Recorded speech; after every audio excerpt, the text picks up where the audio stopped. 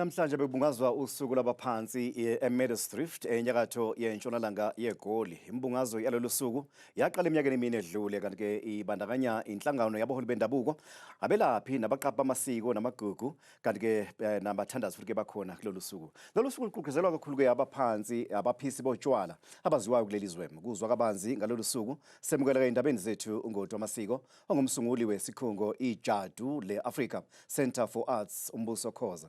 Mkhathini siyakwamukela endabeni zethu. Sibonga kakhulu ukuthi ke usinike ithuba lokuthi ke sothamuna nawe udaba lo suku labaphansi. Yini ngempela lolu suku lolu? Yini eqhanjiswa ngalo i-Ancestors Day? IsiZulu sithi inkonyane yomganka inyathela lapho kunyathele khona unina.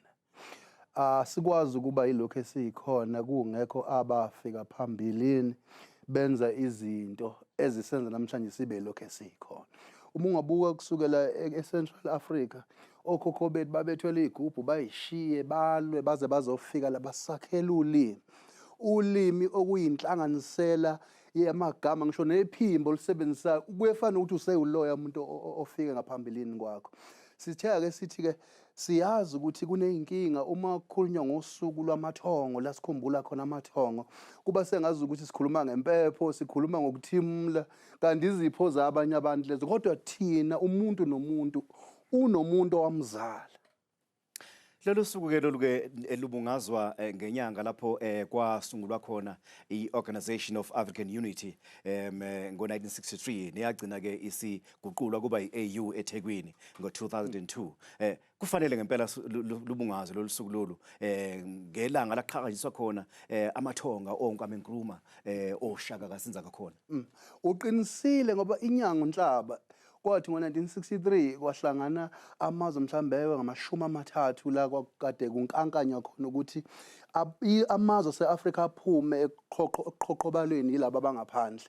Manje yonke lento yokuqhoqhobalwa amazwe angaphandle eminyakeni eyedlule iyona leyenze sagcina sesincela amathe ezinye izizwe, sagcina impela nje sesiwanambitha nje bese siyahema masikhuluma ngokwethu sikubuke njengento efanele ukufihlwa uma ufaka isiphandla kanti igama elithi ukuphandla ngithi uphandliwe usingethwe lolu luphawu njengoba ngifaka isiphandla hayi kusekunumlingo khona kodwa i-energy noma umdlandla noma umahahamo walesi silwane ngenkathi kade kukhulunywa kuthiwa bomkhathini ingane ithi ifuna ukwenza ukuthi nokuthi kusho ukuthi ukhuluma ngomuntu owayethi esemzimbeni wamelwa inhliziyo kodwa umdlandla wakhe wahama waya kusi space lesi sikhona umkhathi. Kusho ukuthi uma ukhuluma nomuntu wakini ongasekho la enyameni ukhuluma nomuntu okhona kodwa osekwesinye isigaba okhona kodwa phakathi kwenu uyelusa umfana kodwa namhlanje ubaba kodwa sisengakhuluma ukuthi wakwaba umfana welusayo.